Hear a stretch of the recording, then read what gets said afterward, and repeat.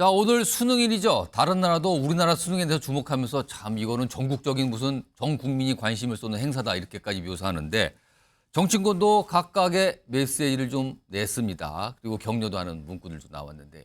확인해 보시죠.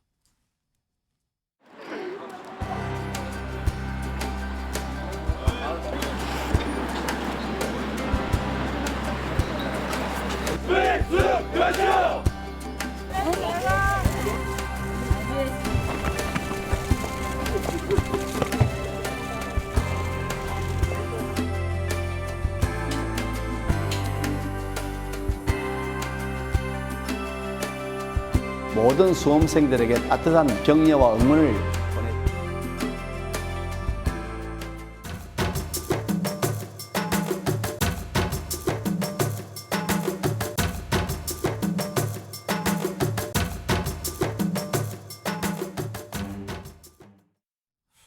이 영상이 앞에는 분위기가 쭉 가다가 뒤에는 약간 좀 분위기가 달라졌어요. 이게 뭐가 정치 색깔이 물씬 났잖아요.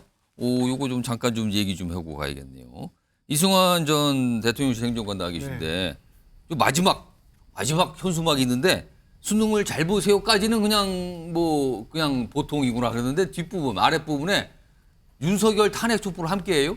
수능 잘 보시고 이거 어떻게 보십니까 이거? 저는 저런 세력은 분명히 찾아내야 된다고 생각합니다.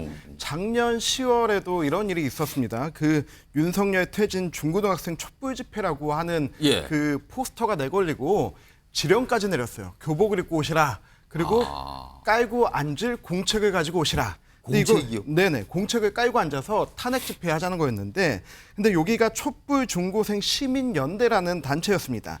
이 단체를 알고 보니까 민주노동당 출신, 통진당의 이 후예죠. 민주노동당 출신의 그 청년당원들이 주최한 행사였고 이 당원들이 또 한 행사가 올 초에 대통령 얼굴에 활쏘기 대회를 열었던 그런 부분이거든요. 근데 저희가 지난번 이태원 참사 때도 북한에 지령 내려왔다 이런 부분들 확인된 바가 있는데 저렇게 청소년들을 정치에 이용하려고 하는 저런 단체들 단순히 하나의 해프닝이 아니고 분명히 짚고 넘어가고 배우가 누군지 저는 찾아야 된다고 생각합니다. 아니 사실 수험생들이 지금 거의 이제 끝날 시간 됐잖아요. 일찍 마치신 수험생도 있고 마지막까지 시험을 보는 수험생도 있을 텐데 수능 보고 나서 피곤하고 그런데 갑자기서 탄핵, 촛불 요거는 또 여기 약간 정치색이 가미가 되면은요 이건 또 다른 세계로 가버리거든요. 이렇게 되면은 오늘 또 그런 모습이 있어서 수능 관련 영상에 좀 살짝 소개해드렸습니다. 자, 수능 끝났으니까 수험생 여러분 수고 많으셨고요. 이제 좀 오늘 좀 푹 쉬시고. 그리고 또 다른 준비가 있다면서요. 수시도 있고 해서 그것도 또 열심히 준비해서 반드시 좋은 성과 내시길 기도해 보겠습니다. 자, 그럼요. 뉴스와이드 본격적으로 출발하겠는데요. 첫 번째 이슈 바로 제목으로 확인해 봅니다. 인요한의 비밀무기 무엇일까? 비밀무기요? 그럼 여태 보이지 않았던 뭔가를 꺼낸다는 건데 지금요. 최근에 국민의힘에서 인요한 혁신위원장과 김기현 당대표 사이의 기류가요.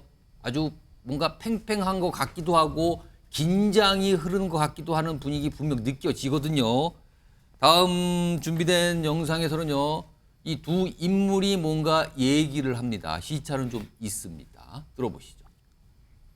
대통령 직접으로 연락 온 건 아니고요. 돌아서 온 말씀이 만남은 오해 소지가 너무 크다. 그래서 그냥 지금 하고 있는 거를 그냥 소신껏 생각껏 맡아서 임무를 좀 끝까지 그렇게 우리가 필요한 거를 그냥 거침없이 해라. 이런 신호가 와서요.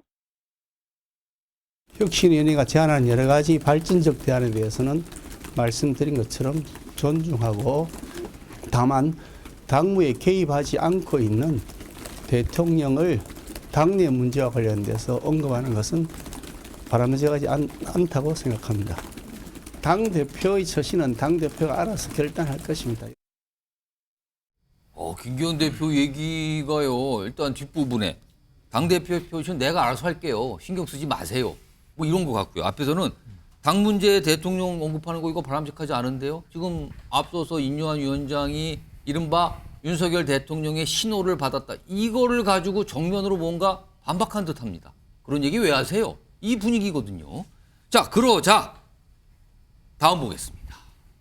인요한 위원장이 이게 지난 13일 인터뷰니까 날짜가 좀 지나긴 했어요. 그러나 지금 상황과 뭐가 맥이 다 있거든요. 그러면서 이렇게 비판합니다. 국민의힘은 귀족당이다. 귀족당. 고리타분하다. 타성에 젖어 있다.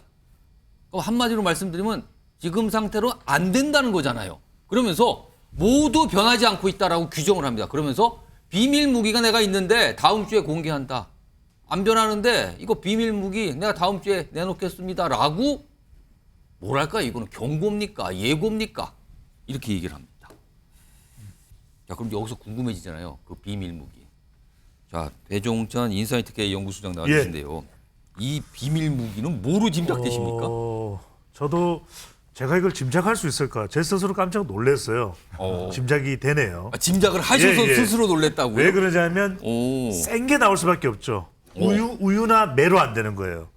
우유 그냥 마실래, 매 맞고 마실래. 우유 마실래인데 그것도 강했는데. 이걸 가지고도 이제 반발이 나와가지고 김기현 대표가 내 처신은 내가 알아서 할게요. 예. 또 소신껏 하라는 것이 윤석열 대통령 측으로부터의 신호다. 사인 받았다 나. 신호까지 못 받아들이는 상태는 뭐가 나오느냐? 예. 자, 다음 비밀 무기는 어퍼컷입니다. 뭡니까? 그게? 그렇죠. 이게 왜냐하면 어퍼컷은 윤석열 대통령이 대선 때 사용했던 제스처죠. 묵직한 어퍼컷. 예. 네, 뭐 떨어져 나간다. 그래서 어퍼컷인데 너무 힘을 주셔서 마이크도 떨어졌어요. 괜찮습니다. 지금요. 제가 수습을 하면 되니까 그 이야기는 뭐냐면 피해가지 못하는 친윤 또는 중진들의 불출마, 험지 출마할 수밖에 없는 예. 메시지가 나온다.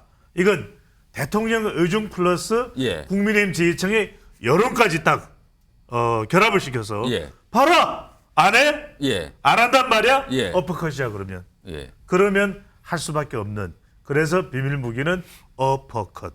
근데 저 배 소장님께서 스스로 생각해서 상상한 게 너무 놀라서 깜짝 놀랐다는데 네. 별로 놀랍지는 않은 것 같은데 그게 뭡니까? 그 어퍼컷이. 어퍼컷은 이제 대통령의 확실한 의중. 그걸 다시 한번 강조할 거다. 그렇죠. 이제는 신호라 그랬는데 신호가 아니라 행동인 거죠. 뭔가 어퍼컷은. 앞선 대통령과 관련된 뭔가를 더 내놓을 것이다. 이 네네. 말씀이네요. 어퍼컷. 약간 더 알쏭달쏭한데. 신경미 전 의원께는 이 비밀 무기는 뭐로 짐작되십니까?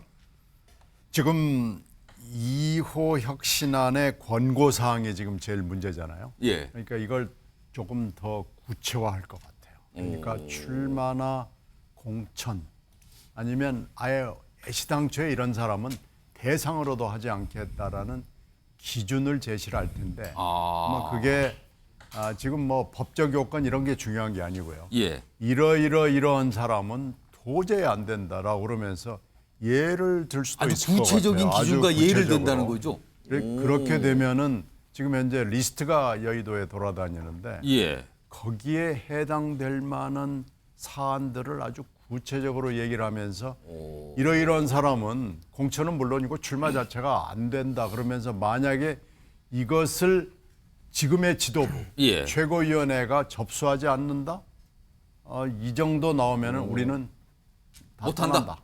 다 떠난다. 그러면은 지금 김기현 2기 체제와 예. 사실 인요한 혁신위 체제는 일심 동체입니다. 김기현 2기 체제라는 건 사실 존재하기가 어려운 건데 예. 인요한 혁신위 체제가 받쳐졌기 때문에 있는 거거든요. 예. 이건 인요한 혁신위 체제가 이거 안 해주면 못한다고 나가면 김기현 체제는 무너지는 거예요. 그러니까 받을래 말래가 아니고 예. 받아라. 뭐 이렇게 나오면 굉장히 센 거게 되고 이게 결국은 마지막 배수진이 되고 김기현 대표가 받지 않을 수가 없는 상황으로 점점 몰고 가는 겁니다. 사실은요, 굉장히 센 강수가 나오기 시작을 한 그 이 발화점이요, 이 혁신위 발로 조기 해산할 수도 있다.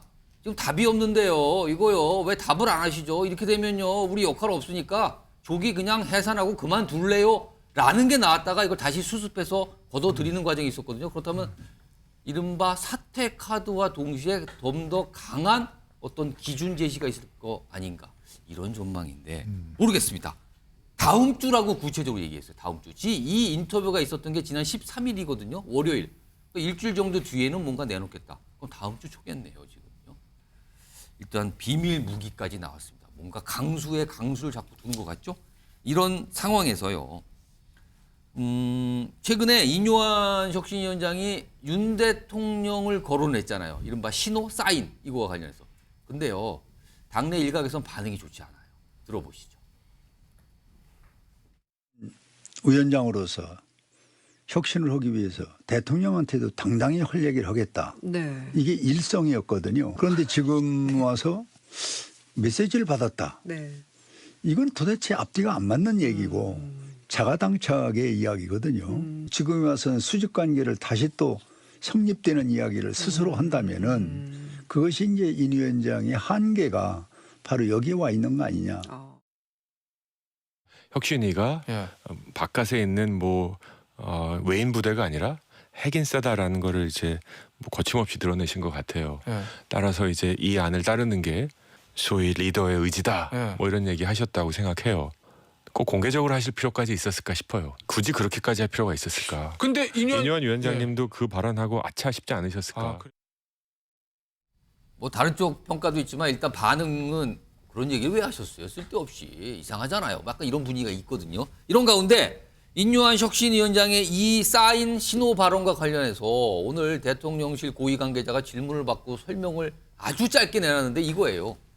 혁신위에 뭐 힘 실어준 건 있습니까? 최근에? 그거잖아요. 그 사인 얘기 나온 그 배경을 물어봤는데 대통령실 고위 관계자는 그런 것은 없었다. 없었다고요? 그리고요, 그런 것은 당에서 알아서 하는 것이다. 그러면 이게 어떻게 되는 거죠?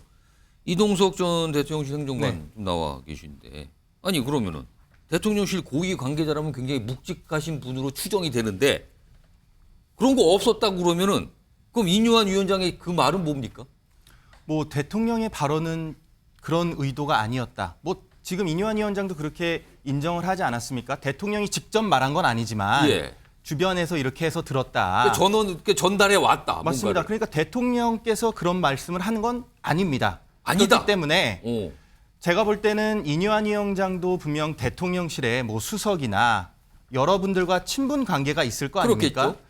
그렇기 때문에 그 친분 관계에 있어서 이런저런 얘기를 들었을 것으로 저는 생각이 됩니다. 그러니까 어느 수석이 이뇨한 위원장한테 잘하고 있다. 뚝심 있게 가라. 소식껏 하라. 이런 발언을 했을 거고 그거를 이뇨한 위원장은 발언했는데 대통령님의 발언은 아니라고 분명히 선을 걷기 때문에 다만 이제 지금 이렇게 언론에서 나오는 것 자체가 이게 혼란을 주는 거거든요. 그렇기 때문에 대통령실에서도 한 가지 라인을 통해서 아주 정확한 말을 할 게 있으면 정확하게 이렇게 말씀을 주시는 게 어떠한 생각을 해봤고요. 그렇다 보면은 이런 혼란은 없을 것이다. 그런 생각을 해봤습니다.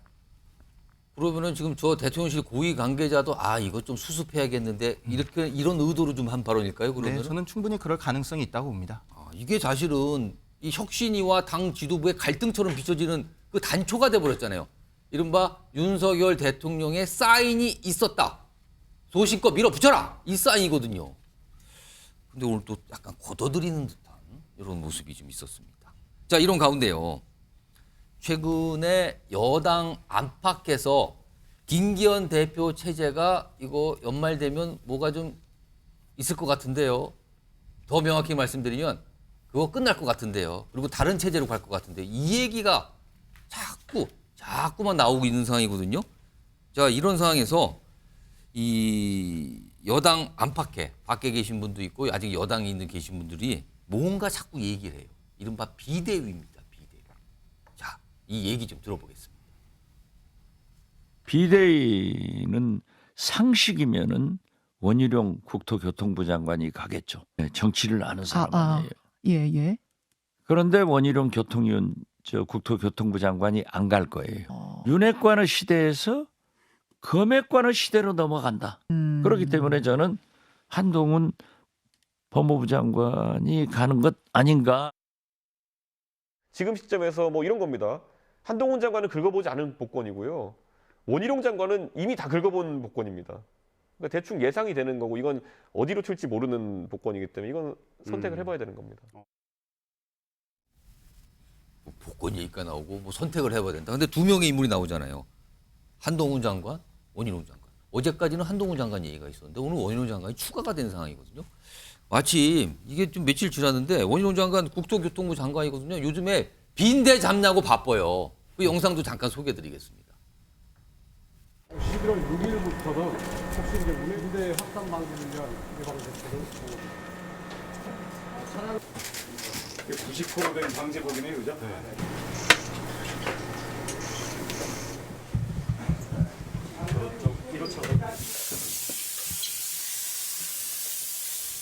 예, 지금 여러 그 시설들에서 빈대가 나타난다는 신고가 있어서 많은 국민들이 불안하고 걱정하고 있습니다.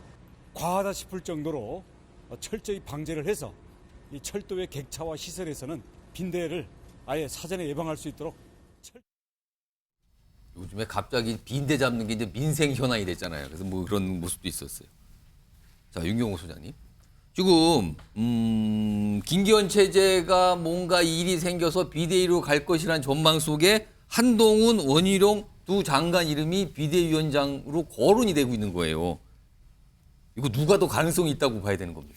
근데 너무 어처구니 없지 않아요? 지난번 강서구청장 선거 후에 일개 구청장 선거이지만 국민들이 때린 매 강도가 정말 세다. 예.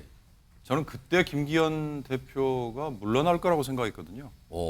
그 전에 많은 언론이 이 강서구청장 선거에서 지면 한쪽에서는 김기현, 한쪽에서는 이재명 당 대표들이 날아갈 거다라는 얘기를 했단 말이죠.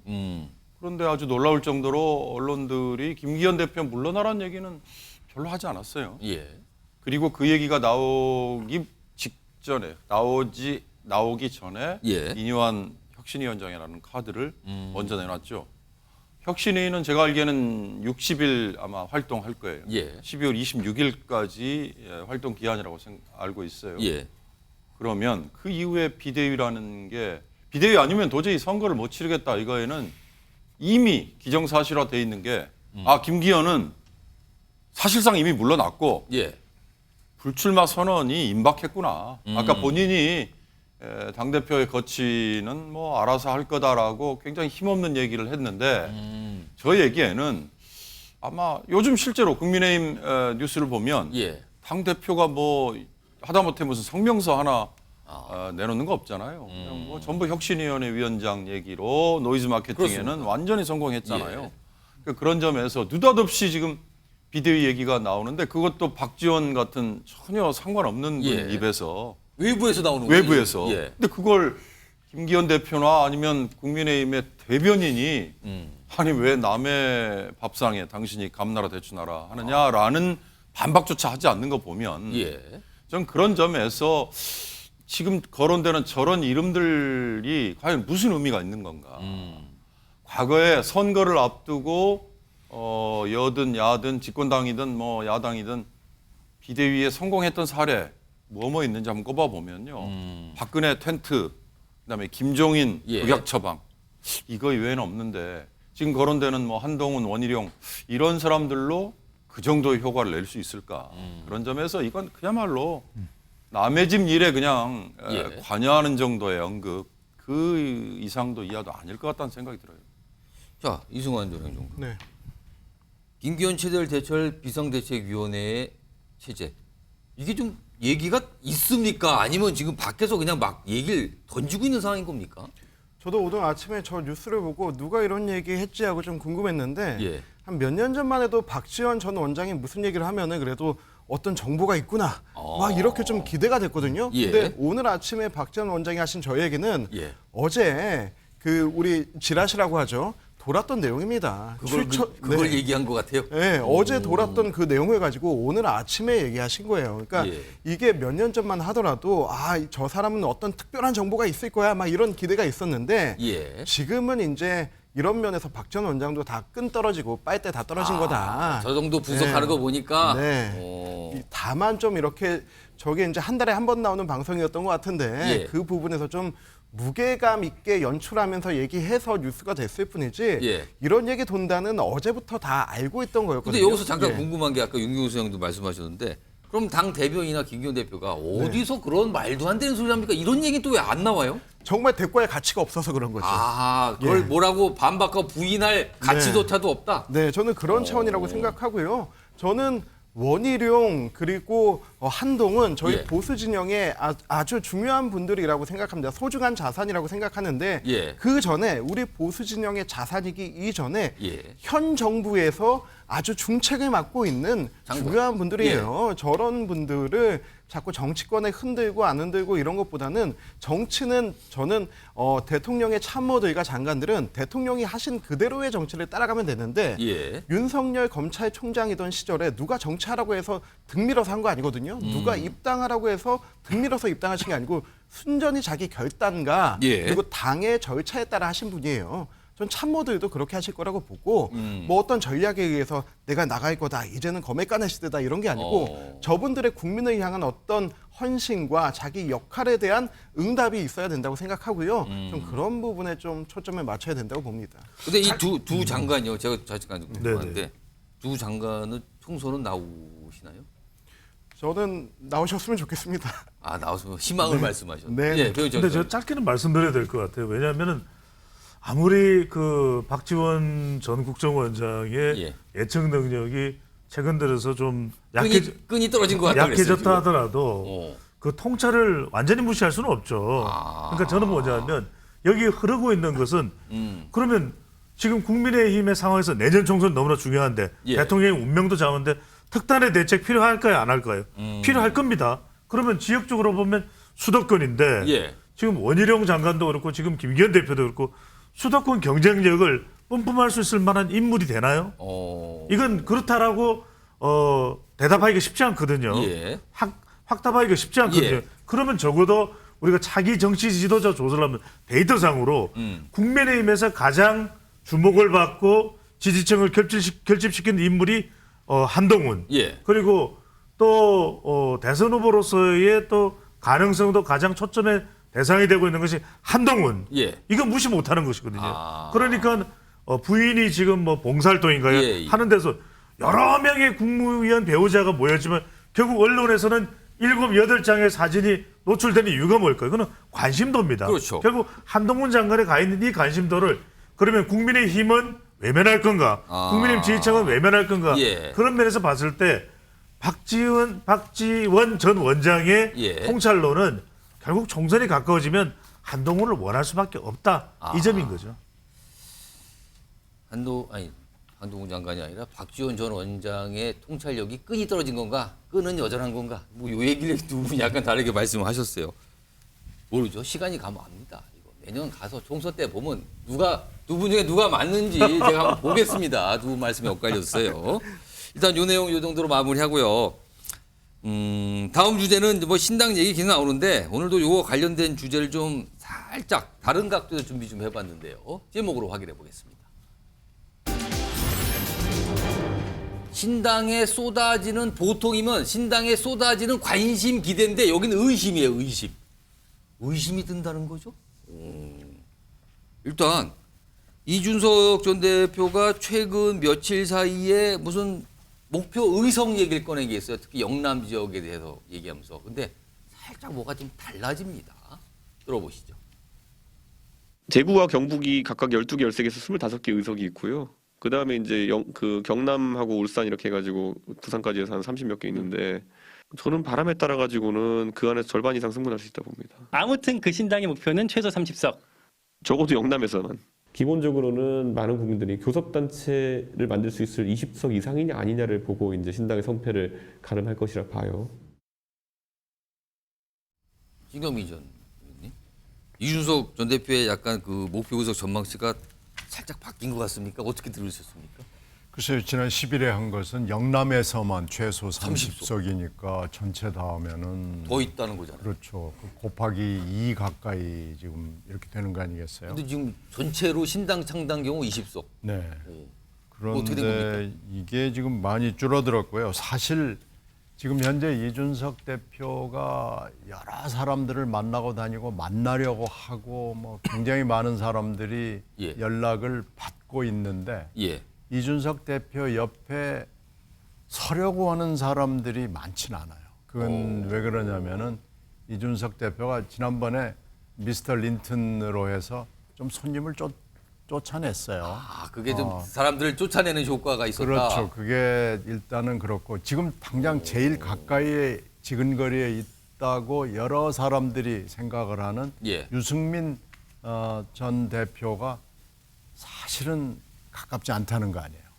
그러니까 유승민 대표도 옆에 서야 되고 또 가까이 하고 싶은 사람들이 옆에 서야 되고 그러는데 지금 현재 김종인 위원장한테 가서 들은 얘기는 텐트는 하여튼 크게 쳐야 되니까 빨리빨리 만나라 그래서 지금 금태섭 전 의원하고 만난 게 어떻게 보면 거의 유일한 만남이죠. 천하용인은 어차피 내부 사람들이기 때문에 그러니까 이 텐트를 스몰 텐트, A 텐트만 쳐서는 안 되고 아무리 못해도 미디움 텐트는 쳐야 될 텐데 이게 지금 부지는 넓게 해놨는데 텐트가 커지지 않는 이런 텐트 고민이 사이즈가 안 나오고 있다는 그렇죠. 겁니까, 빅 텐트는 이제 그만두고요. 뭐 미디움 텐트라도 좀 치고 싶은 게 기대인데 현실이 지금 따라가주지 않아서 그 숫자가 바뀐 거는 그런 걸 본인도 좀 느끼고 있을 거다라고 느끼고 보시는 거예요? 있고 본인이 좀 초조해하고 그러는 것 같아요. 그래서 지금 비명 쪽에서 조금 이따 우리들이 많이 얘기를 할 텐데 비명 쪽에 있는 분들도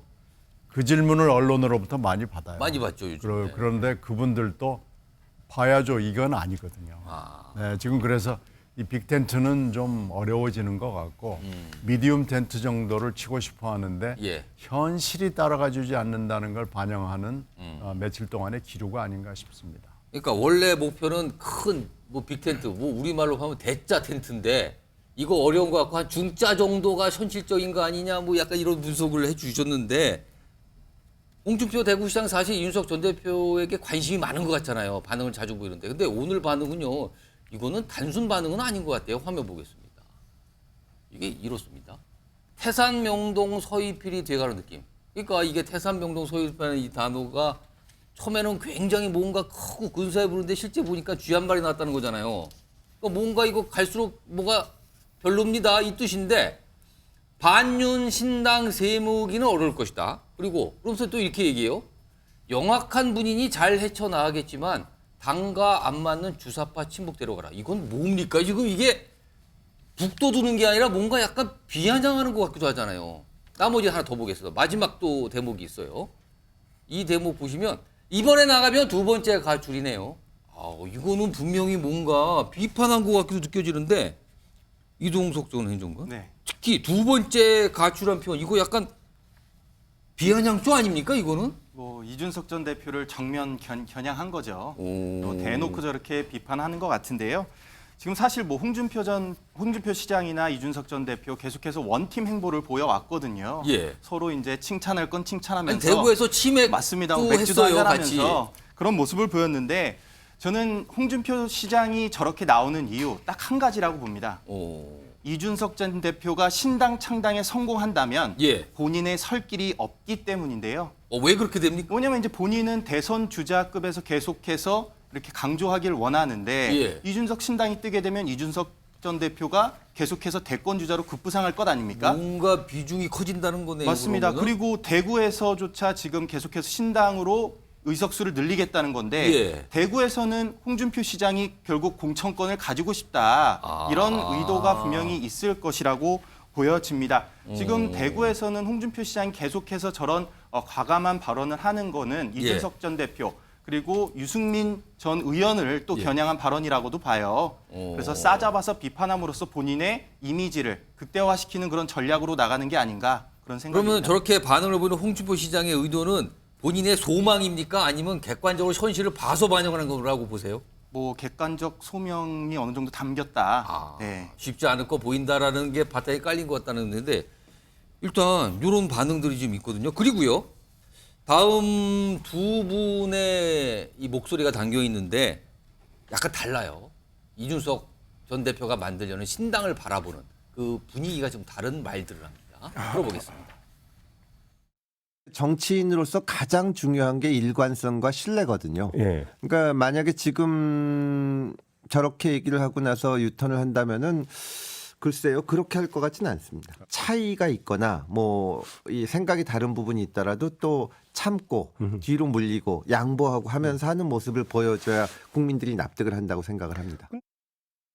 그러니까 이준석 대표는 굳이 따지면 친박 연대 같은 모델이에요. 이건 뭐냐면 우리 당 안에서 혁신의 에너지가 부족하기 때문에 당 바깥에서 에너지를 만들어서 다시 들어오겠다는 컴백 시나리오예요. 저는 우리 당에 남아있을 가능성이 훨씬 높다고 보고요. 보수가 분열되면 우리 당도 큰 타격을 입지만 이준석 대표 신당도 굉장히 큰 타격을 입습니다. 그래서 이거는 공멸하는. 배훈찬 수장님, 네네. 뭐 여론 추이를 늘 보고 계시니까 지금 이준석 신당과 관련해서 금태섭 전 의원은 뭐 신당 쪽 가는 길 유턴 안 할 거다, 그냥 쭉 간다라는 전망. 근데 반면에 하태경 의원은 당에 남을 것 같은데요. 그럼 이거 신당 아니잖아요. 이거 갈려요 지금. 이거 어느 쪽으로 좀 보십니까? 이게 왜 그러냐면 이준석 신당에 대해서 손에 안 잡힌다는 거예요. 왜냐하면 데이터로 분석을 해보면 적어도 제3세력, 국민의힘이나 민주당만큼은 아니더라도 제3세력으로 캐스팅 보트 정도를 질 정당이면 구체적이 되거든요. MZ세대 2030, 그다음에 또 지역적으로는 뭐 충청권인가 영남인가 호남인가 이게 분명치가 않아요. 지금 지지율상으로 나오는 걸 보면 그래도 대체적으로 지지율이 지금 이준석, 유승민, 이준석 신당으로 물어볼 때 이준석, 유승민, 김종인 신당으로 물어볼 때 지지율이 나오는 걸 보면 대체로 중도층 무당층이에요. 근데 뭐냐면 중도층 무당층은 명확하지가 않아요. 그래서 지금 금태섭, 지금 하태경 두 사람도 의견이 다른 게 뭐냐면 저는 이제 홍준표 시장 아주 짧게만 말씀드리면 아까 우리 이동석 패널께서도 두 번째 가출 이 부분은 이야기를 안 하셨는데 이게 뭐냐면 홍준표 시장의 엄중한 경고예요. 첫 번째 가출이 언제였죠? 바른정당으로 나갔을 때. 그렇습니다. 그때 왜 박근혜 탄핵 때 당을 지켰어야지 왜 나갔어? 이런데 이번에도 굳이 당을 꾸릴 지금 준비가 안 됐으면 그래도 힘들어도 당 내에서 붙어야지 뭔 소리야? 이렇게 얘기하는 거거든요. 근데 왜 그러냐면 아까도 말씀드렸지만 뭔가 명확해야 돼요. 명확해서 지금 우선 철학이 만들어져야 되는데 금태섭 지금 방금 전에 전 의원 이야기도 가만히 들어보면 이준석 신당 뭐 뭔지는 모르겠는데 본인이 좀 감내해야 될 것 같아. 하태경 의원은 어려운 물리학을 전공한 사람이에요. 오늘 수능이잖아요. 수능 칠 때도 물리 어려워. 네. 근데 이제 이 하태경 의원이 딱 봤을 때 명확하지가 않아. 이건 뭐냐? 보니까 이준석 전 대표가 뭔가 좀 이렇게 서로 간에 국민의힘 또 이뇨한 위원장하고 조율되면 힘들지만 그때는 합할 수도 있는 거 아니냐. 그러니까 정당이 중요한 건 철학에 있어야 되는 철학이 명확치 않다. 그다음에 사람은 계속 이 사람 저 사람 만나니까 주목도는 높은데 그럼 신당의 정책이 뭔데? 어떤 정책이 민주당과 국민의힘과 구별되는데 이게 안 나오거든요. 그러다 보니까 하태경 의원이 봤을 때는 서울에 출마하겠다는 나도 답답하지만 이준석 전 대표는 답답하네. 나가기 힘들겠다. 이렇게 보는 거죠. 윤경호 수장님, 유턴 안 한다와 당에 남을 것이라는 엇갈린 전망이잖아요. 이거 어느 쪽으로 보고 계세요? 지금 너무 많이 가버렸죠.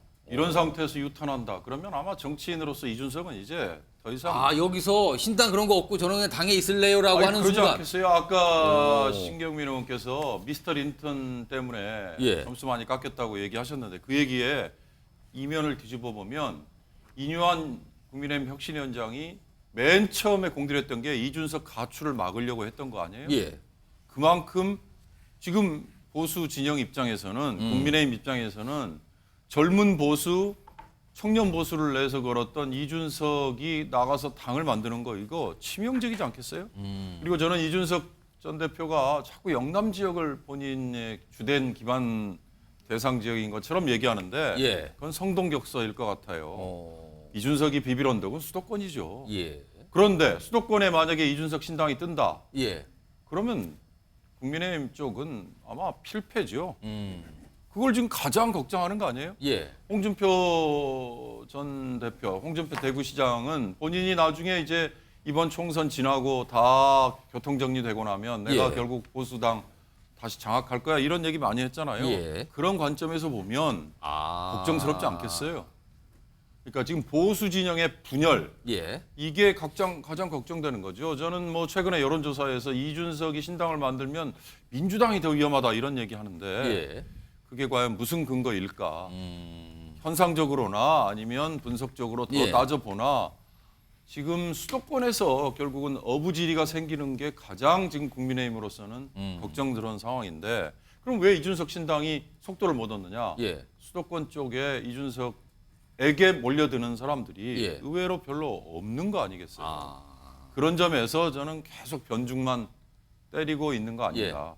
이준석 신당이 성공하려면 본인이 국민의힘 전당대회에서 70% 이상의 득표를 얻었을 때 내세웠던 젊은 보수, 청년 보수라는 거를 다시 내세우고, 그다음에 아까 유승민 전 의원과 별로 사이가 안 좋다라는 말씀하셨지만 그럼에도 불구하고 합리적 보수라는 이미지를 끌어오지 못하는 한 이준석 신당 무슨 효과가 있겠어요?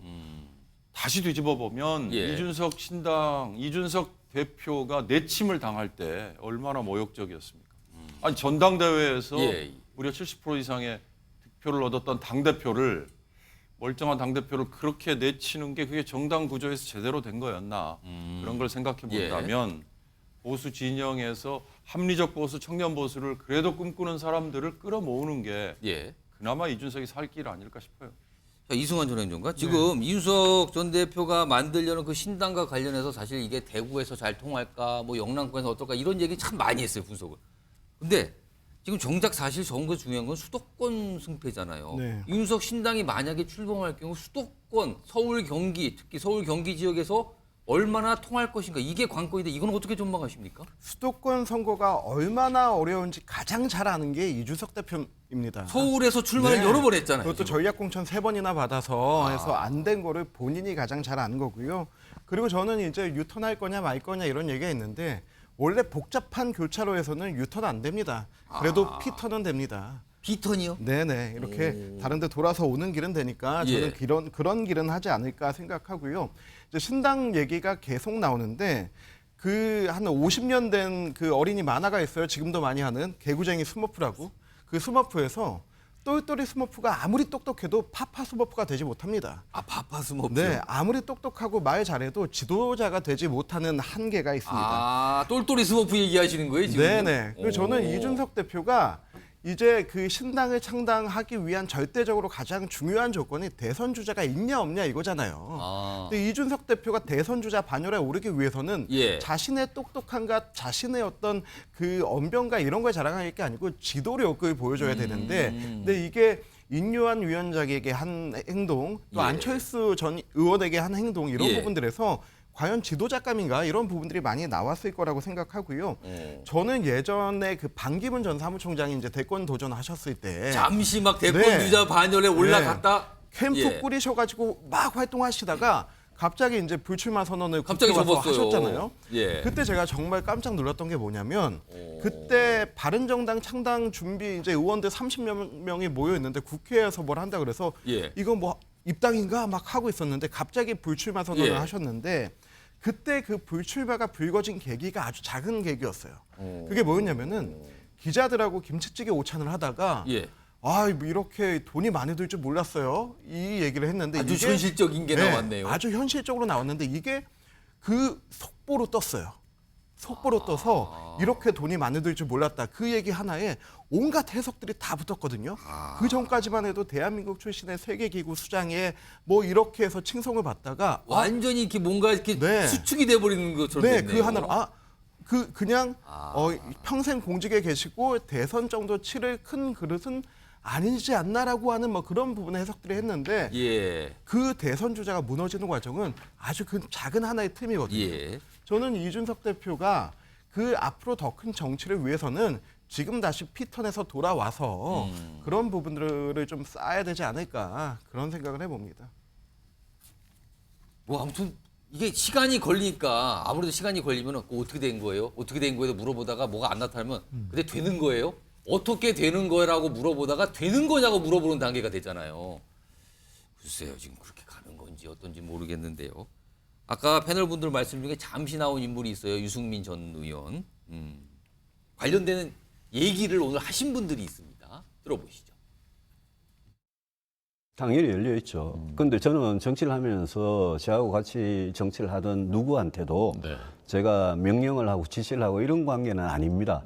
뜻이 같으면 같이 가는 거죠. 이 대표도 마찬가지입니다. 이 대표도 다른 사람도 마찬가지고, 저는 이 대표 같은 사람이 무슨 생각을 하는지 늘 뭐 짐작을 하고 하니까 뭐 적당한 시기에는 대화를 할 수 있지 않겠냐, 뜻을 아이고, 내려가보세요. 아니, 서울이 지금 정신없었건데, 여기까지. 저 시장님 꼭 뵙고 싶어서. 그래서 저는 기억이 없어요. 우리 홍익표 원내대표는 서초 가면 그리 나쁘지 않을 거야. 듣기로는 뭐 유승민도 서초를 간다는 거 아니다. 의원님 어제 뭐 여러 가지 고민을 많이 하고 계신 것 같아요. 그 서초군에서 내가 듣기로는 유승민 의원 취지가 상당하다는 거야. 아니 홍준표 대구시장과 홍익표 민주당 원내대표가 사실은 다른 건대에 만났는데 저 얘기로 뭐라 했거든요. 이거로 이승환 전 의원가 아니 유승민 전 의원이 서초에 출마한다는 얘기는 들어보셨어요? 이거 뭡니까? 갑자기 툭 나왔어요 지금? 뭐 예전에도 한번 나왔던 얘기 같은데요. 근데 유승민 전 의원이 서초 가는 거는 하나도 멋지지가 않습니다.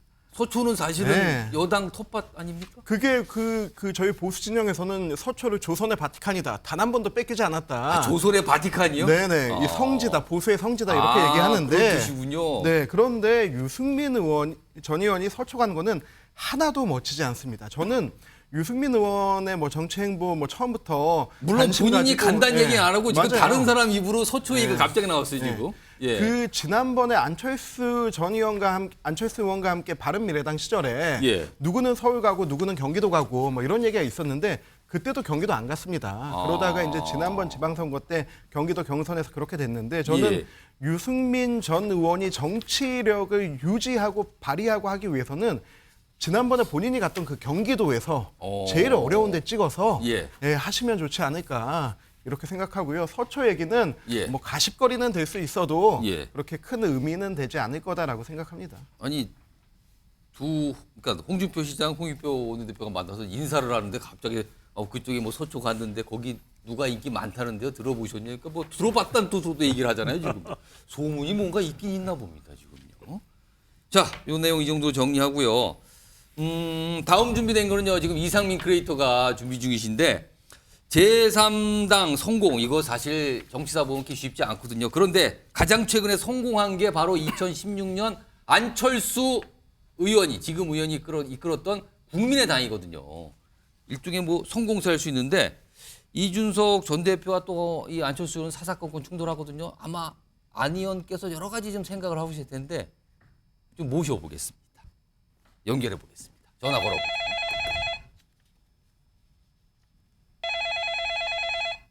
아니 전화 건자 누굽니까? 갑자기 또 난리처럼 또 나오셨군요. 또 안 의원님. 안 의원님 나와 계신 거죠? 예. 제가 질문 좀 바로 드릴게요. 네.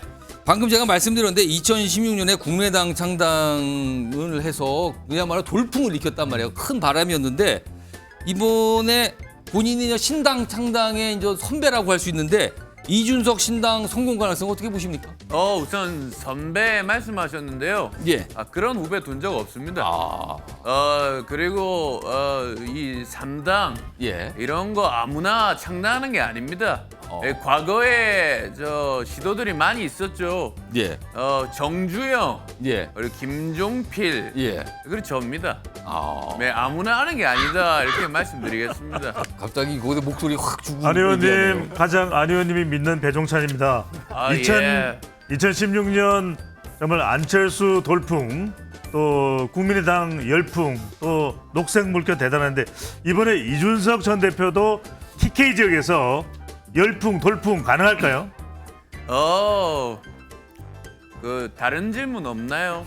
이번에 과학 수석이 누구 때문에 생긴 건지 아십니까?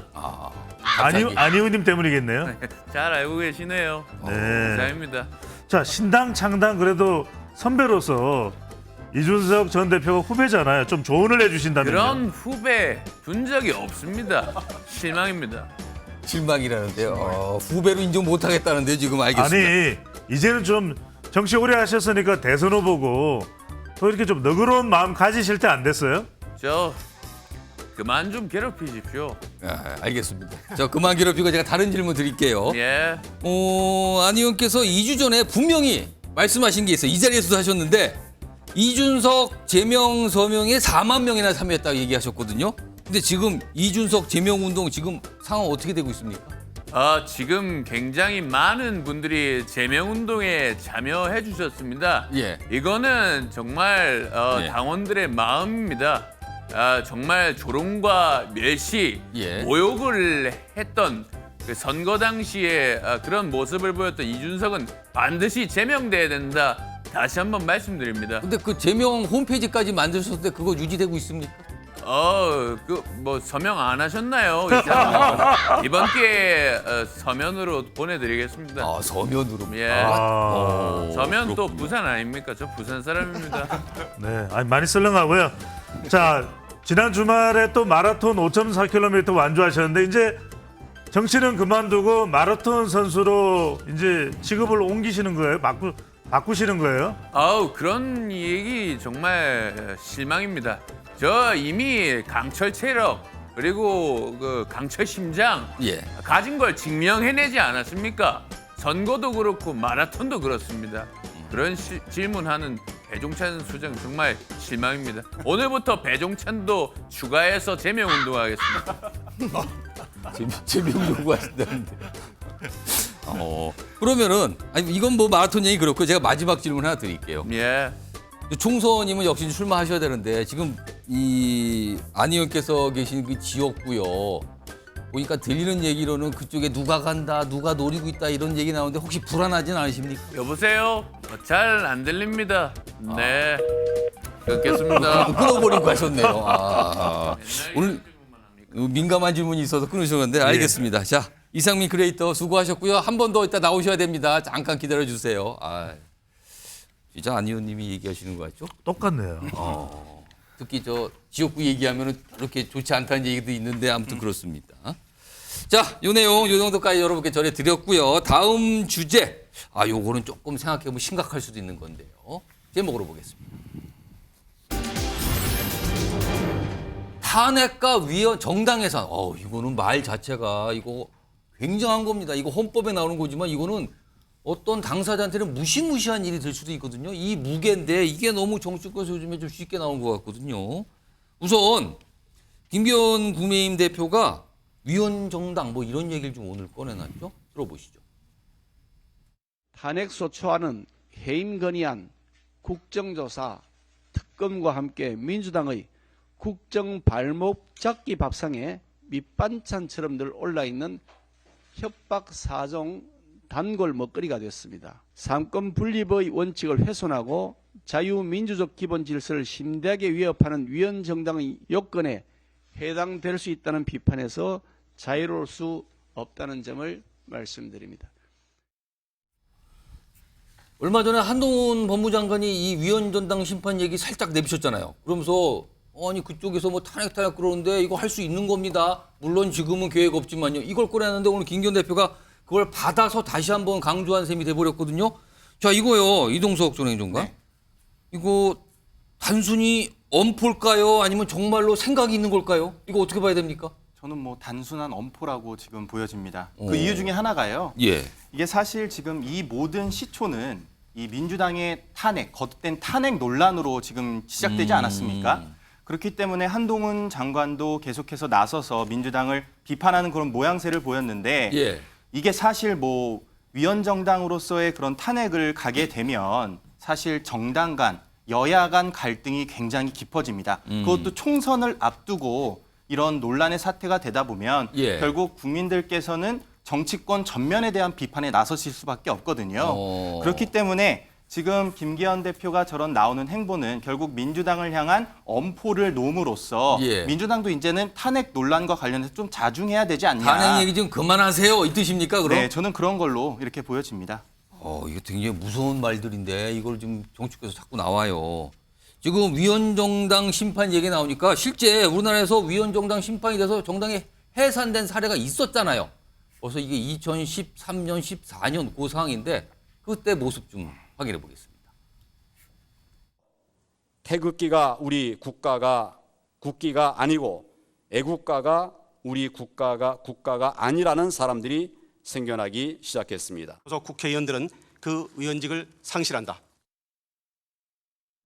들이 있었거든요. 그리고 반발도 하고 있었는데 윤경호 소장님 지금 탄핵 대 위헌정당 심판의 대결입니까? 이거 어떻게 봐야 됩니까? 그러니까 양쪽이 가지고 있는 권한을 나도 행사할 수 있어라는 이제 일종의 말싸움이고 말폭탄이고 협박이잖아요. 예.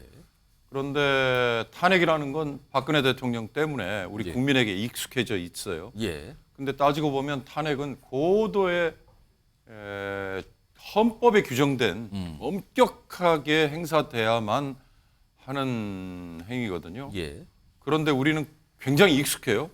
국민은 국회에서 가결이 됐고 헌재에서 그게 예. 수용이 됐다는 것 때문에 문제는 민주당이 박근혜 대통령 탄핵 이후에 국민 개개인의 잠재 의식 속에 만약에 야당이 다수당이 되면 다음 대통령도 또 중간에 탄핵 얘기 나오는 거 아니야라는 막연한 생각들을 하고 있었잖아요. 예. 그런데 이 윤석열 정부에서도 심지어 대통령 입에서 그런 얘기가 툭 튀어나올 정도로 어떻게 보면 모두에게 그냥 쉽게 거론되는 거잖아요. 예. 근데 그 쉽게 거론되는 거를 정말 그렇게 만들어버린 게 이상민 행안부 장관 탄핵 소추안이란 말이죠.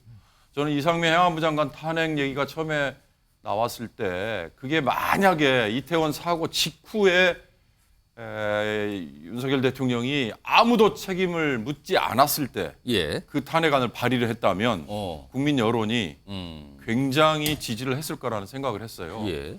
그런데 이미 실기를 해버렸죠. 실기를 해버린 이후에 내놓은 탄핵안은 국회에서는 가결이 됐지만 여론이나 헌재에서는 받아들여지지 않았잖아요. 예. 그 이후에 또 반복되는 한동훈에 대한 탄핵, 뭐 이동관 검사 탄핵 이렇게 나와요. 방통위원장 예. 탄핵 이렇게 되니까 이 탄핵이라는 얘기가 이제는 어떻게 보면 권위도 떨어져 버렸고 이게 헌법에 규정된 아주 고도의 정치 행위라는 존엄성도 지금은 잃어버린 게 아닌가. 근데 이제 여기에 맞불을 놓듯이 위헌정당 심판 이 얘기는 제가 보기엔 한동훈 법무부 장관이 큰 실수를 한 거라는 생각이 듭니다. 그러니까 통합진보당 이석기 의원 내라는 못죄 등등을 가지고 공세를 벌였을 때 상황과 제1야당인 민주당에게 이건 단순히 정당 하나에게만 할 수 있는 공세가 아니라 그 정당의 정당원들을 대상으로 위헌정당 심판을 제기하겠다는 엄청난 사실은 도발을 한 거거든요. 그런 점에서 탄핵이 자칫 잘못하면 역풍을 불러올 수 있다는 걱정을 하잖아요. 위헌정당 심판을 만약에 한동훈 장관이 또 거론을 한다면 이건 아마 굉장히 큰 역풍을 맞고 오히려 실수한 걸로 본인이 자인을 하지 않을까 하는 생각이 들어요. 그러니까 이게 초강수 대 초강수 이렇게 또 서로 던지고 있는 거잖아요. 그쪽이 그렇게 하면 우리 이렇게 할 거예요. 그러면 무슨 소리입니까? 진짜 우리는 할 수 있는데 이거 할 수 있는 거 맞아요? 약간 이런 분위기란 말이에요. 이런 가운데 지금 말씀 나눈 동안 속보가 좀 하나 들어왔다 그러는데요. 보겠습니다. 자, 김기현 인요한 내일 오전 9시 30분 양재활동. 요새 분위기 앞서 전해드렸죠. 분위기 심상치 않다고. 그런데 내일 만납시다 했군요. 9시 30분이요. 일찍 만나는군요. 양자 회동한다는 소식이 들리고요. 다시 한번 알려드리면 김기현 인요한 내일 오전 9시 30분 양자 회동. 살짝 궁금해지는데 이거 변천 소장님께 짧게 제가 한 1분 드릴게요. 네네. 무슨 얘기할까요? 저는 내일 인요한 위원장이 만나서 왜 그러냐면 지금 국민의힘 지지율이 꿈틀거리다가 다시 또 제자리 걸음 아닌가라는 그런 또 현상이 나타나거든요. 그 이야기는 내일 오전 9시 30분 예상됩니다. 어퍼컷이에요. 왜냐? 첫 번째. 어퍼컷을 날리러 가는 겁니까? 지금 국민의힘 지지층과 또 중도층, 무당층, 수도권 또 2030 MZ세대 유권자들을 유입하기 위해서 흡수하기 위해서 중진, 불출마, 험지출마 결단 안 내리면 이거 혁신위원을 해체하는 정도 수준의 우리 결단을 내리겠다. 그럼 통첩을 하러 가는 그렇죠. 자리가 그 자리예요. 다른 자리가 아니라 왜 그러냐면은 지금 이제 정기국회 거의 마무리되어 가는 상태고 11월 달에 굉장히 중요한 이벤트가 많습니다. 11월 오는 28일에는 세계 엑스포 부산 개최 여부가 결정되고 12월에는 이제는 이준석 전 대표의 신당이 가셔야 된다면 이제 구체화, 현실화되거든요. 이런 상황에서 또 혁신위원회는 이제 이 작동 기한이 점점점 마무리 단계예요. 12월로 접어들면 동력이 떨어지죠. 그런 상황에서 김기현 대표 결단 내리세요 하는 것을 이제 통첩을 하고 혁신위의 결단을 전달하는 과정이라고 봐야 되겠죠. 뭔가 어퍼컷을 날리러 가는 거다. 이승환 전 행동과도 동의하십니까? 아니면 뭐 약간 화해하러 가는 걸로 보이십니까? 근데 당이 혁신을 한다는 것은 예. 원래 비명소리 나고 막 안에서 그 분쟁이 일어나고 해야지. 예. 그게 진짜 혁신이죠. 지금 우리 국민의힘이 강서 선거 이후에 목욕탕에서 때미는 셋이나는 게 아니고 가죽 벗겨내는 혁신을 하자는 겁니다. 혁신 지금 때미는 거 갖고 되겠느냐 이거 안 된다는 거네요. 때미는 거 아니고 가죽 벗겨내는 건데 가죽 벗겨내는 거는 형벌입니다. 형벌은 광장에서 공개적으로 자신의 수치심까지 다 드러내고 비명소리와 피 튀기면서 해야 되는 겁니다. 저는 지금 우리 윤유한 위원장하고 김기현 대표하고 그 혁신에 거의 맞는 그러한 모습들을 보여주고 있고 근데 지금 이게 너무 또 극으로 가면은 또 이제 당 전체의 방향성에 이제 국민들의 의심을 품으실 수 있으니까요. 내일은 좀 여기에서 좀 어느 정도 여기까지 함께 가자 이런 모습을 좀 보여주시지 않을까 생각합니다. 이동석 전 행정관도 손 들으셨는데 어떤 생각을 좀 말씀하실 것 같아요. 예. 저는 저게 김기현 대표와 인유한 위원장 누가 먼저 만나자고 했느냐. 그러게요. 아직은 안 나와요? 네, 그걸 놓고 누가 먼저 봐야 될 것 제안했는지는? 같아요. 김기현 대표가 먼저 만나자고 이렇게 전화를 했다면 그렇게 됐을 때는 어느 정도 당내 반발이 너무 심하다 보니까 좀 혁신이 목소리를 낮춰주세요. 이런 거를 요구할 수 부탁 좀 있다고 하려는 봅니다. 자리? 지금 당에서는 중진 그리고 영남권 중진 의원님들이 목소리가 엄청나게 거셉니다. 혁신에 대한 반발성이라고 저는 보여지는데 만약 인유한 위원장이 전화를 해서 내일 만나자 이렇게 했다면 저는 혁신안을 받아주십시오. 안 그렇다면 저는 그만두겠습니다. 이런 엄포를 내놓을 것으로 저는 봅니다. 내일 만남이 부탁을 하는 자리냐 아니면 더 압박을 한 번 더 하는 자리냐 이거는 아직은 모르겠네요. 그리고 아까 말씀하셨지만 누가 먼저 전화해서 만나자고 했는지 이것도 좀 봐야 될 문제 같네요.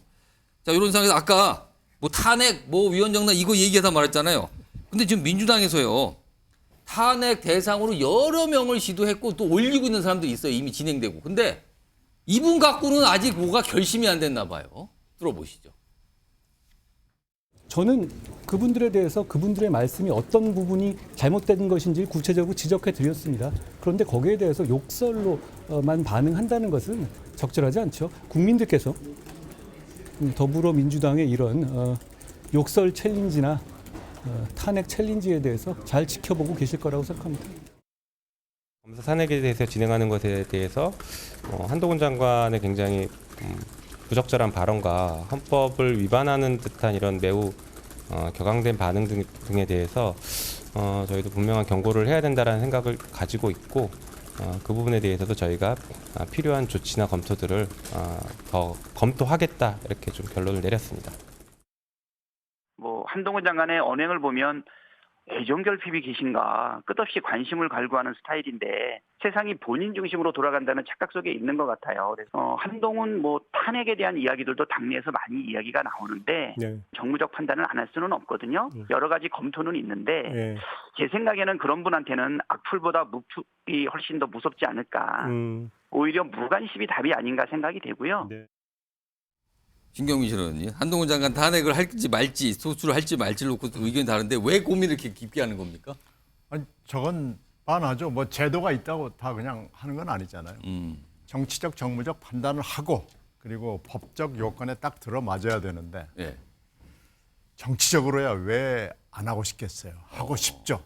근데 이게 법적 요건이 맞지가 않는 겁니다. 지금 하고 있는 여러 가지 일을 가지고 탄핵할래라고 하면 약간 이거 불법이라고 뭘 하기가 어렵다는 거네요. 딱 떨어지는 법적 요건이 없는 거예요. 그러니까 지금 지난번에 그 세 사람을 했다가 이제 그때 뒤통수 맞으면서 민주당이 철회를 했는데요. 이건 안 할 수가 없습니다. 하긴 하는데 그 세 사람 건도 마찬가지예요. 이동관 방통위원장은 정치적 판단과 법적 요건이 좀 맞아 떨어져요.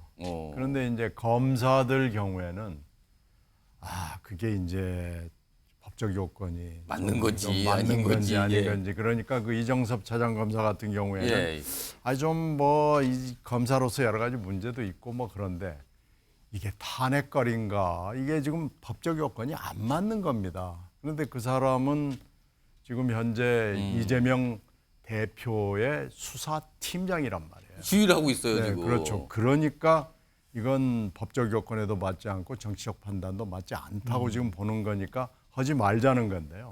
한동훈 장관 경우에는 딱 떨어지는 법적 여건이 지금 없습니다. 그러니까 고민을 네. 하고 있다. 그러니까 이게 지금 강경파들의 몇 사람 의원들한테 지금 당이 끌려가는 모습을 보이고 있는 건데 저는 이건 이렇게 가서는 안 된다고 봅니다. 그러면 강경파 의원들한테 예. 야 법적 요건 그냥 하나라도 가지고 와. 그래서 있으면은 하는 건데요. 예. 만약에 이게 뭐 좀 아리송하고 예. 이거 아주 좀 나쁘지 않나요? 그래서 나쁜 건 나쁜 거고 탄핵은 탄핵이거든요. 이거 좀 정리를 해줬으면 좋겠습니다. 마음 같아서는 미워 죽겠는데 이거 하려니까 이거 뭐가 안 맞네요. 약간 이 말씀인 것 같은데요. 자, 그럼 여기서 최근에 민주당과 다시 각을 세웠다 이런 평가 받고 있죠. 한 장관 연결해 보겠습니다. 연결합니다.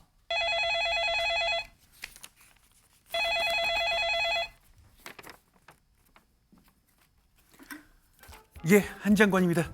나오셨네. 장관님 법 없이도 살 배종찬입니다. 네, 그런 사람은 없죠.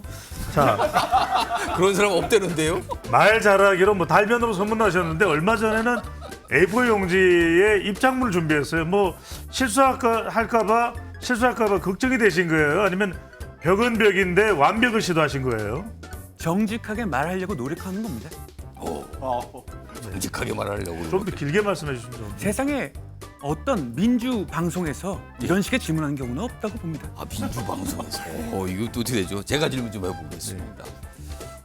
사실 요즘에요 정치권에서 얼마 전까지 총선 출마설이 나오더니 요즘은 뭐 비대위원장설까지 나오는데 때마침 어제요 아내분께서 어떤 봉사활동을 하는 모습이 언론에 처음으로 포착이 됐거든요. 이거 우연입니까? 아니면 뭔가 계획된 걸로 봐야 됩니까? 저요? 예. 저희 아내요? 예. 예. 그건 국무위원들이 그 단체에 정례적으로 했던 봉사활동일 뿐입니다. 그러면 언론이 조금 오두방정을 떤 겁니까? 예, 뭐 오두방정이라는 표현은 옳지 않고요. 예. 질문하시죠. 아니 장관님 이제 답답합니다. 이제는 총선 출마할지 않을지 좀 기점을 해주세요. 예, 민주당을 바라보는 국민들이 더 답답하지 않을까요? 소장님? 아니 다시 한번 제가 보죠. 그래서 총선은 정말 눈꼽만큼도 관심이 없으십니까? 예, 그런 질문을 지금 받기 위해서 이런 수신, 송신이 이루어지는 건 아니라고 봅니다.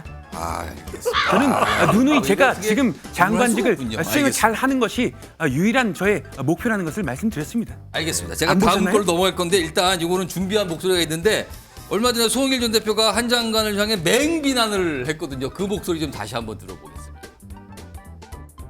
어린 놈이 와가지고 국회에 와서 이 300명 지보다 인생 선배일 뿐만 아니라 한참 검찰 선배들을 조롱하고 능멸하고 이런 그대로 놔둬야 되겠습니까? 이게 내가 이 물병이 있으면 물병으로 머리를 던져버리고 싶은데 말이야.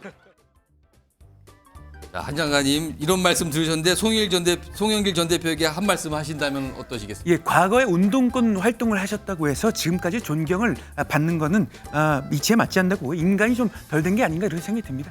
인간이 덜 됐다고? 물병을 던지면 급소에다 던지다는 거 아니겠습니까? 장관님 그 끝으로 하나만 여쭤보면 물병에 대해서는 어떻게 생각하십니까? 근데 그런 질문 하려고 지금 국민들이 이런 방송을 보고 있는 건 아니라고 생각하고요. 전 세계 전 세계 방송에서 이런 질문의 수준을 국민들이 납득하실까 그런 생각이 듭니다. 혹시 민주당 분들에게 하실 말씀 있으세요? 네, 저는 이미 말씀을 드렸습니다. 네, 국민들이 다 판단하시고 보실 거라고 생각합니다. 알겠습니다. 뭐 더 이상 질문을 할 게 없을 것 같은데요. 알겠습니다. 이 정도 하죠. 한 장관님 들어가셔도 됩니다. 네, 고맙습니다. 자, 이상민 크리에이터. 지금 이상민 크리에이터 지금 모든 거 오늘 2번 나오셨잖아요. 이상민 크리에이터 수고 많으셨습니다. 네, 고맙습니다. 네. 비슷하죠, 아주. 똑같네. 말 짧게 하는 것도 비슷한 것 같아요. 네. 조금만 길게 했으면 좋겠어요. 네. 자, 여기까지 전해드렸고요. 다음 주제는 오늘 뭔가 모임을 갖고 발표를 했어요. 그리고 뭔가 지적도 했습니다. 이 내용 제목으로 확인해 보겠습니다. 자, 친명 팬덤과 친문 팬덤. 이 팬덤인데 친명, 친문. 이렇게 제목이 달려 있는데요. 오늘 민주당 내의 비명계, 대표적인 비명계 의원으로 꼽히신 4분이 공동으로 기자회견해서 오늘 뭔가 모임 만들었다 이렇게 밝혔는데 거기서 한 얘기가 있습니다. 들어보겠습니다.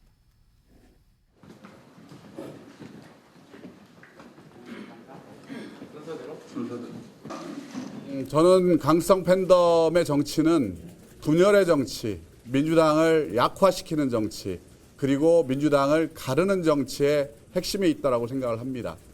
당의 분열 행위를 더 이상 그대로 놔둬서는 안 된다라는 공감대 하에 이런 행위를 하는 분들에 대해서 단호하게 조치하고 경고해야 된다 이렇게 생각합니다.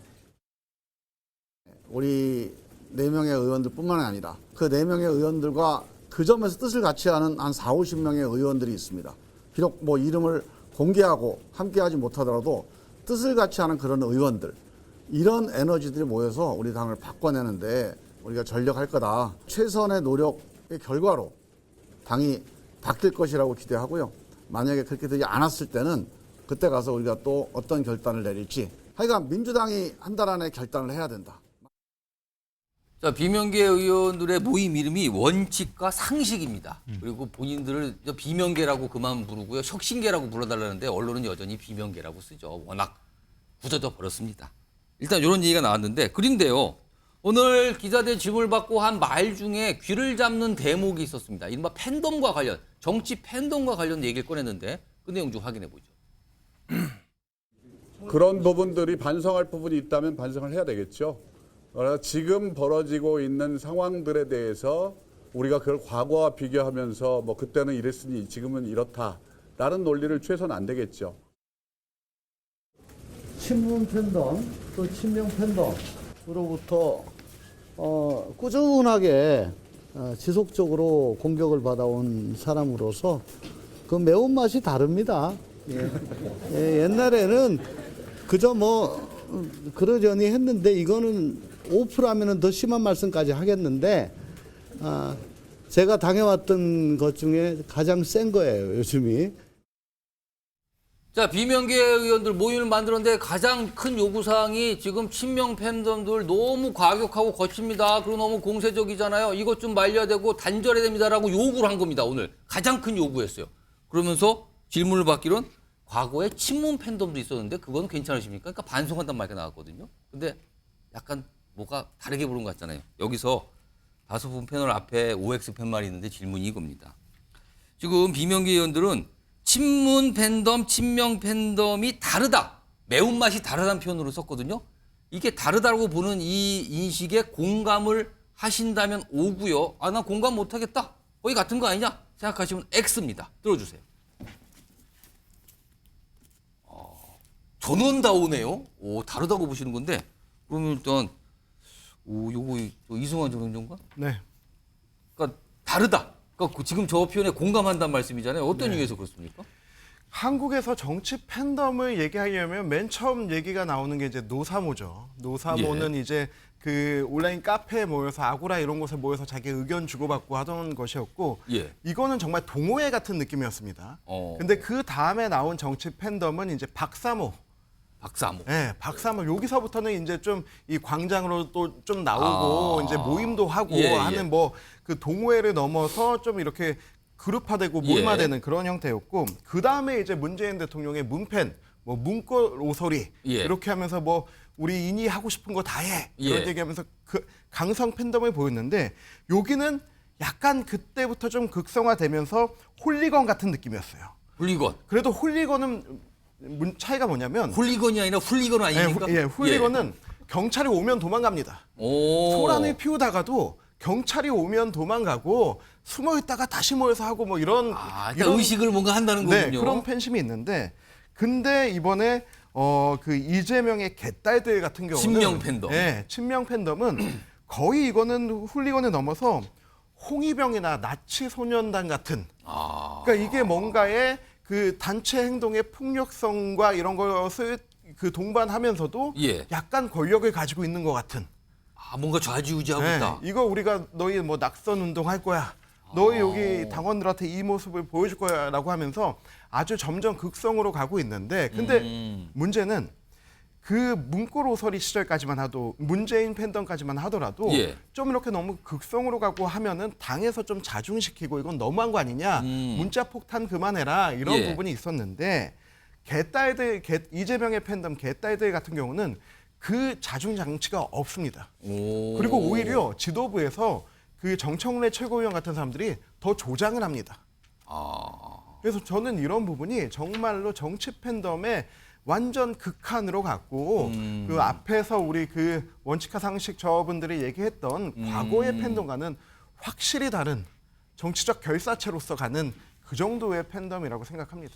자, 윤경호 수장님, 윤경호 수장님도 공감하신다고 그러니까 다르다 이렇게 보셨는데요. 어떤 그 이유가 있으실까요? 요즘에는 갈수록 이성이나 합리적인 판단이 좀 사라지는 거 아닌가. 그러니까 과거에 극우 아스팔트 부대 뭐 이런 얘기할 때 눈살을 찌푸렸던 그런 것들이 많이 좀 떠올라요. 그러니까 맹목적인 비판, 맹목적인 지지 이런 것들이 다른 사람들의 목소리를 아예 나오지 못하도록 만들어버리는. 그러니까 거기에는 당연히 이성이나 합리적인 판단이 사라지는 거죠. 왜 그럴까? 제가 보기에는 이 뉴스나 또는 본인들이 취하는 정보의 취득 채널이 너무 제한적인 것 같아요. 좌든 우든 흔히 말하는 유튜브나 아니면 기타 본인들끼리만 주고받는 SNS 상에서의 흔히 말하는 찌라시, 정보, 이 요약 모음 이런 것들에 너무 맹목적으로 빠져들고 다른 사람의 얘기를 듣고 아 내가 좀 잘못 판단했구나라는 이 인식의 어떤 이 전환 이런 거를 아예 차단을 해버리는 그걸 꼭 뭐 탓을 한다는 것보다는요 제가 보기엔 환경 변화에 그대로 이게 비례하는 거 아닌가 하는 생각이 들어요. 이렇게 가다가 보면 나중에 정치 행위의 표출인 투표 선거에서도 또 똑같이 맹목적인 판단에 근거해서 투표를 할 가능성이 있는 거예요. 아니면 아예 외면해버리고 선거를 보이콧해버리는. 근데 그렇게 되면 민주주의 자체가 위협을 받는 거 아니겠어요? 윤경호 선생님, 지금 굉장히 그런 부분에 비판하셨는데 지금 이 비명계가 요구하는 친명 팬덤과 민주당의 단절 이게 가능하겠습니까 지금? 저는 그런 식의 아주 모호한 표현보다는요. 저 네 분이 나선 걸 보면서 아 그동안에 지난번 이재명 대표 구속영장 체포동의안 가결 이후에 작은 차이를 뭐 껴안고 갑시다. 온갖 이재명 대표가 굿캅 역할을 하고 다른 최고위원들이 배드캅 역할을 하는 걸로 하면서 두루뭉술이 넘어가는 줄 알았는데 이미 이 커튼 아래에서는 커튼 뒤에서는 물 밑에서는 흔히 말하는 개딸들 또는 이재명 대표의 적극적인 지지 세력들이 저 네 분과 이상민 의원을 포함한 5명의 가결파를 자임하는 분들에게 어마어마한 공세를 지금 하고 있구나. 그리고 이게 지금 점점 다가가고 있는 공천에서의 불이익 압박으로 표면화되고 있구나라는 거를 읽게 하잖아요. 그러니까 이제 당이 변해야 된다 이 얘기는 우리에게 공천 불이익 주는 거 안 된다. 지금 그 얘기 아니겠어요? 그러니까 이제 거기서 과연 어떤 룰이 서로 도입이 돼서 이를테면 뭐 당에 뭐 반기를 든 사람들 또는 가결파 또는 뭐 기타 다른 뭐 명분과 핑계를 댈 텐데 거기에 적용이 될 건가? 이제 앞으로 치열한 권력 투쟁이 벌어질 것 같다는 느낌이 들어요. 그 대신 당이 변해야 된다. 저 말로 과연 될까? 어마어마한 싸움을 할 것 같다는 생각이 듭니다. 알겠습니다. 오늘 사실은 이 비명계가 주목받는 이유 중에 하나가 당을 혹시 나가는 거 아닌가? 아니 밖에서 또 연대를 통해서 또 뭐 당을 만드는 거 아닌가? 뭐 이런 시각이 있었거든요. 이와 관련된 목소리도 있습니다. 들어보겠습니다. 참 그 얘기 들을 때마다 정말 어이가 없다 싶습니다. 가장 쉬운 방법이 있죠. 이재명 대표를 중심으로 똘똘 뭉쳐서 총선 승리하자. 지금 이 자리에서 그렇게 얘기하면 됩니다. 그러면 공천 무지하게 쉽게 받습니다. 그걸 굳이 안 합니다. 먼저 탈당 부분에 대해서는 저희 4명의 의원들이 얘기를 해본 적이 없습니다. 그건 분명히 말씀드리고요. 비명계를 끌어안겠다고 결심하면 탈당이나 이런 일이 없을 것이고 일부에서는 뭐 이렇게 비명계가 자발적으로 나가줬으면 좋겠다 이렇게 이야기하는 사람도 있는데 그렇게 되면 비명계가 나간 자리를 소위 이제 친이대가 포진을 하잖아요. 그렇게 되면 총선에서 저는 폭망한다고 생각하는. 신경민 전 의원님, 지금 비명계 의원들 결국에는 최종적으로 총선 관련해서 어떤 선택할 것 같습니까? 그건 이재명 대표와 지휘부가 이제 곧 공천 시스템이 작동하기 시작하거든요. 지금 시점으로 봐서 현역 의원들에 대한 평가가 지금 거의 마무리되는 시점이고요. 이게 이제 1차 되고 그 다음 단계로 지금 들어가가지고 여러 가지 절차가 진행되는데요. 지금 현재 이 일을 맡아서 하는 사람들은 모조리 친명계입니다. 그러니까 지금 그런 얘기를 쭉 해왔거든요. 일단 좀 중립적이고 객관적인 사람으로 총선의 작업을 맡아서 하는 사람들을 좀 교체를 해주라라고 그랬는데 그게 안 된 거네요. 이재명 대표가 모두 거절을 했죠. 그러니까 좀 사람이 그렇게 돼 있고 그 다음 절차가 이제 여러 가지가 있는데 그 중에 하나가 당무감사도 있고 여론조사가 있어요. 일단 현역 의원들에 대한 여론조사가 지금 현재 진행되는 곳도 있습니다. 그래서 지금 눈에 안 보이지만 1단계, 2단계가 진행이 되고 있는데요. 이게 지금 믿을 수가 없는 상황이기 때문에 저 네 분이 일단 저렇게 선언을 한 거죠. 원칙과 상식으로 가고. 의식한 거네요. 네, 사실은 저기다 이제 양심이란 말까지 덧붙여야 되는 게 맞죠. 원칙과 상식과 양심인데. 그리고 그 밑에는 민주정당으로 가자. 그리고 도덕적인 정당으로 가자. 지금 하는 얘기를 하는 거거든요. 거기에는 그게 깔려 있는데 지금 현재 친명 내지는 친명으로 구성된 지도부에는 저게 지금 통하지 않고 있거든요. 그러니까 지금 이게 앞으로 어떻게 갈 것이냐는 오로지 그 친명계 위주로 돼 있는 지도부가 어떤 공천 프로세스를 지금 하나하나 밟아가느냐에 달려 있습니다. 만약에 아무 제스처를 취하지 않고 친명 위주로만 가겠다라고 계속해서 귀를 기울이지 않으면 지금 이 원칙과 상식 이분들도 다음 단계에 결정을 하지 않을 수가 없는데요. 저는 그 결정을 하는 단계가 12월 어느 순간이 되면 올 수밖에 없다고 생각합니다. 알겠습니다. 뭔가 좀 어렵게 가고 있다는 설명인 것 같은데 지금 이런 가운데요. 이재명 대표뿐만 아니라 민주당 지도부도 뭔가 지금 요구를 받고 있는 상황입니다. 일부에서 계속 요구를 하고 있거든요. 그 목소리 들어보시죠. 선거에 이제 자기만 살겠다고 자기만 당선되겠다고 이렇게 고집하는 순간 선거에 당이 망하거든요. 그런 측면에서 이제 이재명 대표께 그렇게 제가 요구했던 것은 개항 총선 당대표 선거 그리고 또 지난번 사법 리스크에 따른 방탄 국회 이런 과정에서 한 번도 이재명 대표가 기득권을 내려놓는 모습을 보여주지 않았기 때문에 사실은 비호감도가 매우 높아요. 이재명 대표가 기득권이라는 것은 사람들이 동의하기 어려울 것 같고요. 특히 민주당 입장에서는 내년 총선 승리가 매우 절실한 상황 아닙니까? 저번에 보궐선거를 출마하면서 개항을의 주민들한테 지나가는 선거에 나오는 것이 아니고 지방 정치는 경기도에서 했지만 중앙 정치는 인천에서 시작하겠다는 것을 분명하게 천명을 했고요. 변호사 수장님 보시기에는 그럼 이재명 대표는 개항 떠나서 험지 출마하는 일은 없다고 보십니까?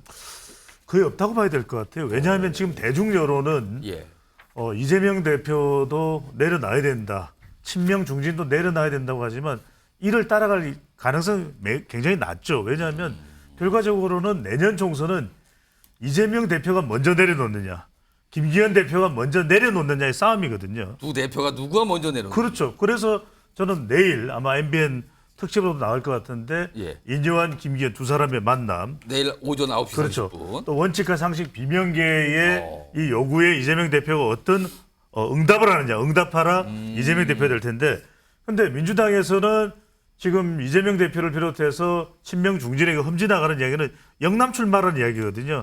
그러니까 그 이야기는 나가봤자 안 될 가능성이 높으니까 나가라. 이건 사실 사지로 가는 거나 다름없기 때문에 선택을 안 할 가능성이 높겠죠. 그런데 내년 총선은 말 그대로 수도권 선거라고 하지만 중도층, 그다음에 무당층, 또 MZ세대를 끌어들여야 되는데 지금 이재명 대표는 검찰 방어를 하기 위해서는 두 가지가 필요합니다. 뭔지 아십니까? 하나는 대표직을 유지해야 되고 그래야 당 전체의 총선을 주도해 나가는 모습이 될 테고 또 하나는 의원직을 유지해야 국회에서 방어가 되는 거예요. 그러면 이거 두 가지를 필요 충분 조건으로 가져가야 되는데 험지는 가면은 어려워지는 거잖아요. 큰일 나죠. 어려워지는 거죠. 게다가 이제 아까 그 비명 이야기 짧게 제가 추격해서 말씀드리면 결과적으로는 친명과 친문을 나누는 기준이 뭐냐면 친노까지 포함해서 친문 친노 포함해서 또 친명과 예. 구분하는 것은 대장동이에요. 이 사법과 재판 리스크를 인정하느냐, 인정하지 않느냐. 조홍천, 이원욱, 그다음에 윤영찬, 그리고 이상민 등은, 김종민 등은 대장동 이 부분 때문에 체포 동의안을 가결하는 거예요. 그래서 이 아주 결정적인 이 부분은 서로가 양보할 수 없거든요. 친명과 친문이. 그렇기 때문에 합해질 수가 없다. 방금 전에 신경민 전 의원께서는 우리 지역구 또 의원이시기도 하셨는데 굉장히 부드럽게 말씀하셨지만 저는 이 원칙과 상식의 이 모임 자체가, 첫 모임 자체가 일종의 결별을 위한 신호탄이다라고 봐야 되겠죠. 자, 이런 상황에서요. 최근에 민주당에서 총선을 앞두고 공직선거 후보자 검증위원회라는 걸 꾸렸어요. 도덕성, 능력 이런 걸 후보들 검증해봐서 공천 때 활용하겠다는 그런 조직이거든요. 오늘 첫 회의가 있었는데 끝나고 나서 김병기 검증위원장이 얘기를 좀 합니다. 들어보시죠. 검증을 하는데 긴 말은 하지 않겠습니다. 22대 총선 승리를 위해서 과거 그 어느 때보다 그 어떤 선거보다 더 엄격하고 철저하게 검증하도록 하겠습니다. 검증에 따른 모든 책임은 오로지 제가 지겠습니다. 엄격하게 한다. 책임은 제가 집니다. 이런 얘기를 하고 나서요. 다음 보시죠. 화면에 있습니다. 질문을 받죠. 그러면 이재명 대표도 그 총선 관련 검증 대상에 포함됩니까? 하니까 검증의 예외가 어디 있습니까? 모두가 다 검증 대상이에요. 한다는 거잖아요, 지금요. 자, 그럼 이동석 전 행정관 상상을 하게 돼요. 지금 이재명 대표 사법 리스크는 뭐 한두 건이 아니잖아요. 그리고 최근에 위증규 사건 같은 경우는 따로 재판을 봐서 이게 총선에 뭐 1심이 나올 수 있다 그래요. 그럼 통상적이고 이런 게 막 유죄가 1심 나오면 이거는 검증에도 굉장한 문제가 되는데 만약에 그런 상황에서 이재명 대표가 검증 결과 아무 문제 없습니다라고 통과가 됐어요. 이거 어떻게 되는 겁니까, 그럼? 뭐 지금 민주당의 당원 당규를 먼저 살펴봐야 됩니다. 그게 이제 당원 당규 상에 뭐 재판을 받는 사람이 선거에 출마할 자격이 주어지냐 그거에 따라서 지금 많이 달라질 것 같은데 뭐 국민의힘 같은 경우에는 이제 재판에 출석하는 그런 과정이 있다 보면은 출마 자격조차 이제 거절하게 되는 그런 상황이 놓여지는데 민주당은 어떤 선택을 할지 일단 지켜봐야 될 것 같아요. 그리고 뭐 김병기 위원님께서 말씀하셨지만 어떻게 의원 한 분 한 분을 다 후보자 한 분 한 분을 검증할 수 있는지 저는 한번 되묻고 싶어요. 음주운력 전과가 있는지 물론 이제 본인이 말하지 않는다면 분명히 나올 그럴 비밀들이 있기 때문에 그런 말씀에는 전혀 동의할 수가 없고요. 지금 저는 앞서 말씀드렸지만 지금 민주당에서 저런 탈당 움직임이 벌어지고 있다는 것 자체가 저는 저런 분들 굉장히 비겁하다고 봅니다. 왜 그러냐? 민주당의 배지를 달고 민주당 소속으로 탈당할 수도 있다. 국민의힘에 들어갈 수도 있다. 이런 발언까지 하셨어요. 탈당을 하시고 저런 말씀을 하셔야죠. 저는 저런 정치는 비겁한 정치다라고 말씀을 드리고요. 어제 네 분 오늘 말씀하신 네 분 저는 이준석 전 대표가 떠올랐습니다. 이준석 전 대표 한 달 동안 국민의힘이 변하지 않으면 나는 결단을 내리겠다. 지금 뭐 민주당 네 분도 40-50명이 있다라고 말씀하셨는데 저런 행보 분명히 책임질 말씀 중에 결단이 있어야 되고요. 무소속 나와서 결단 있는 모습을 보여주시길 바라겠습니다. 아무튼 당들이 이제 총선 앞두고 공천 같은 거 뭐 요동을 치고 있는 상황입니다. 지금 여러 가지 모습들이 나타나고 있고요. 다음 마지막 주제 준비되어 있는데요. 어제 김명수 합창의장 후보자 인사청문회 했었는데 이게 중간에 하다가 끝났거든요. 민주당 의원들이 나와버려서 문제 얘기를 했거든요. 근데 어제 이 인사청문회에서 사실은요. 여당 위원들도 굉장히 문제 제기 좀 했습니다. 그 목소리 들어보겠습니다.